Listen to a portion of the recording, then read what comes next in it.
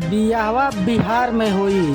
भोजपुरी के trending star Khesari Lal Yadav का यह गाना किस दिन होगा रिलीज, उसके बारे में जानने के लिए वीडियो को पूरा देखें। तो दोस्तों, मेरा नाम है अरुण और आप देख रहे विद्या न्यूज भोजपुरी यूट्यूब चैनल। तो दोस्तों, सबसे पहले आप सबको बता दूं कि भोजपुरी के ट्रेंडिंग स्टार खेसारी लाल यादव के बियाहवा बिहार में हुई गाने का टीजर कल Khesari music world YouTube channel पर रिलीज हो चुका है, जो कि दोस्तों यूट्यूब पर नंबर 2 पे ट्रेंड कर रहा है। और दोस्तों, गाने की रिलीज डेट की बात की जाए तो दोस्तों, खेसारी लाल यादव का यह गाना कल सुबह यानी 28 तारीख को सुबह में रिलीज कर दिया जाएगा।